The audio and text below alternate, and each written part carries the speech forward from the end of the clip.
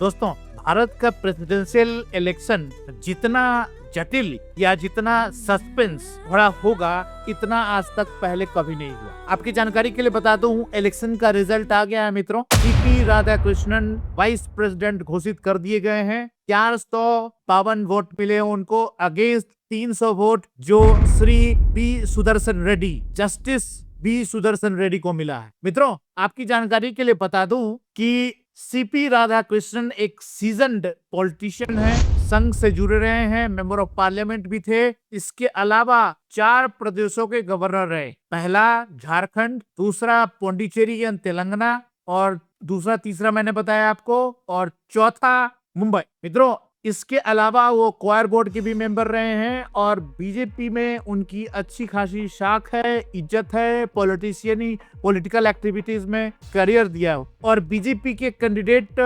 Specially उनको बनाया गया बिकॉज उन्होंने बहुत सारे ग्राउंड वर्क किए हैं भारतीय जनता पार्टी को मजबूत करने के लिए, और as a governor he has played key role in variety of activities. मित्रों, on the other hand justice B Sudarshan Reddy भी एक सीजन्ड वकील थे पहले, बाद में जज बने हाई कोर्ट के, उसके बाद चीफ जस्टिस बने गुवाहाटी हाई कोर्ट के, उसके बाद जज बने सुप्रीम कोर्ट के। मित्रों, 2011 के रिटायरमेंट के बाद वो लोकायुक्त भी थे कुछ समय के लिए गोवा के, लेकिन उन्होंने रिटायरमेंट रिजाइन कर दिया 2013। नाउ जो अपोजिशन है इंडिया अलायंस, उनका फुल सपोर्ट था उनको, उन्हीं के वो कैंडिडेट थे, और उनको ये कहकर लाया गया था कि भारत के संविधान को बचाना है। नाउ अब मेरे समझ में बात नहीं आ रही है कि एक तरफ सीपी राधाकृष्णन जो सीजन्ड पॉलिटिशियन है, जिनका काम पॉलिटिक्स में रहा है, हमेशा से उसी में टाइम दिया उन्होंने, और दूसरे तरफ पुराने चीफ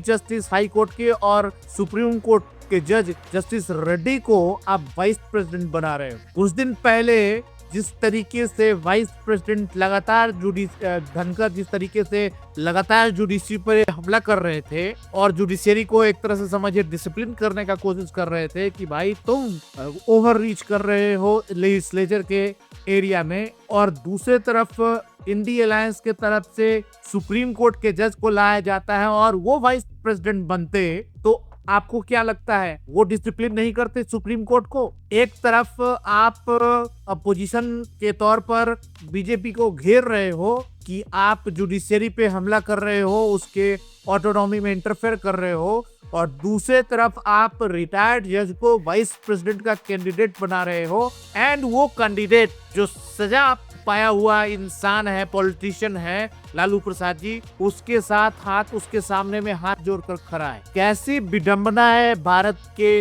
डेमोक्रेसी की। मित्रों, ये अभी तक खुलासा नहीं हुआ है।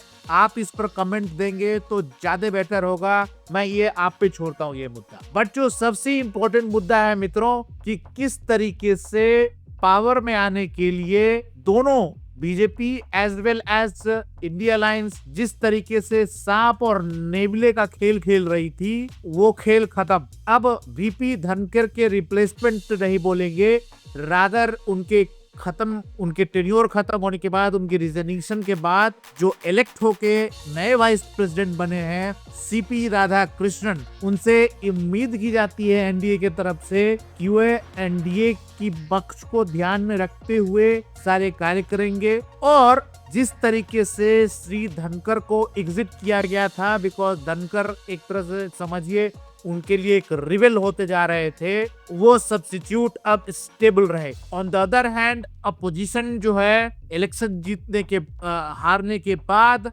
उसको दिल पर नहीं लेगा और सहयोग करेगा उनके फंक्शनिंग। मित्रों, आपको याद दिला दूं, वीपी धनखड़ रिजाइन करने के इमीडिएट बाद ये नॉलेज में लाया गया था कि VP Dhankhar Congress and India alliance के लोगों के साथ मिलकर बीजेपी के खिलाफ कुछ साठगांठ कर रहे थे। स्पेशली जस्टिस वर्मा जो हाई कोर्ट के जज थे दिल्ली में, उनके खिलाफ अभियोग लाने के लिए उसमें उन्होंने इंडी गवर्नमेंट का साथ देने की कोशिश की, और इसी कारण से उनको with in fraction of hours dismiss कर दिया गया।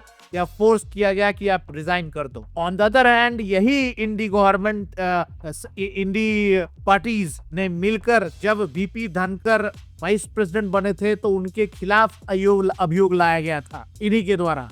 तो ये पॉलिटिक्स में कभी इधर कभी उधर कभी यहाँ कभी वहां की जो स्टोरी है मित्रों, ये भारत के डेमोक्रेसी के लिए अच्छा नहीं है। अगर आप एक प्रिंसिपल पे चल रहे हो, मैं राइट हो तो राइट के तरफ काम करो, लेफ्ट हो तो लेफ्ट के तरह काम करो। पावर देखे नहीं कि आपका अलाइनमेंट बदलने लगता है। ये खासकर कांग्रेस और अलाइड पार्टीज इंक्लूडिंग केजरीवाल हो, समाज पार्टी हो, ममता बनर्जी हो, इन सब, स्टालिन हो, ये सब जिस तरीके से गोलबंद होते हैं पावर के तरफ, वो इशारा करता है कि भारत का डेमोक्रेसी जो है वो अब प्रिंसिपल बेस्ड नहीं है। थोड़ी बहुत होप जरूर है बीजेपी के साथ, और इसी होप के साथ इलेक्शन जो सीपी राधाकृष्णन का हुआ है वो इलेक्शन एक बहुत ही हिस्टोरिक माना जाता है, बिकॉज वाइस प्रेसिडेंट धनखड़ के रिजिग्नेशन के बाद एक वॉइड क्रिएट हो गया था और बहुत मुश्किल के बाद एक नाम पर डिसीजन आया और वो डिसीजन फाइनली कंफर्म किया गया। और एनडीए गवर्नमेंट को ये अनुमान था कि उनका कैंडिडेट जीतेगा बिकॉज उनके पास नंबर्स ज्यादा हैं, और ये रिफ्लेक्ट हो भी गया रिजल्ट में। बीच में मित्रों ये अनुमान लगाया जा रहा था कि बहुत सारे रिबेल भी हैं एनडीए में और वो अगेंस्ट जाकर कांग्रेस के सपोर्ट में जस्टिस वी सुदर्शन रेड्डी को वोट करेंगे। मित्रों ये पहली बार नहीं है जब जुडिशियरी नेता बनने का कोशिश कर रहा है या किया है। ऑलरेडी बीजेपी में अभिजीत गंगोपाध्याय कलकत्ता के हाई कोर्ट के रहे जज, जिन्होंने रिजाइन करके इलेक्शन लड़ा और वो जीते भी और मेंबर ऑफ पार्लियामेंट है। इसी बीच में रिसेंटली बीजेपी की एक स्पोक्स पर्सन आरती अरुण साठे मुंबई हाई कोर्ट की जज बना दी गई हैं। इस पर भी बहुत सारा क्रिटिसिज्म हुआ है, रिएक्शन हुआ है। मित्रों आपका इसके बारे में क्या ख्याल है जरूर बताएं। मित्रों अगर आपने अभी तक हमारे चैनल कानून प्लस को सब्सक्राइब नहीं किया तो सब्सक्राइब कर लें ताकि हमारे और आपके बीच संपर्क बना रहे। आपने समय दिया उसके लिए बहुत बहुत धन्यवाद। मित्रों बीजेपी को इसके लिए बधाइयां देते हुए आपसे गुजारिश करता हूं कि सीपी राधाकृष्णन जो अभी वाइस प्रेसिडेंट बना दिए गए हैं, भारत के 15वें वाइस प्रेसिडेंट, इन पर अगर आपकी कोई टिप्पणी हो, कोई राय विचार हो तो कमेंट बॉक्स में जरूर दें। आपसे गुजारिश करते हुए कि आप फिर से हमारे साथ जुड़ेंगे कानून प्लस चैनल पर। आपसे अलविदा लेता हूं और धन्यवाद करता हूं। नमस्कार।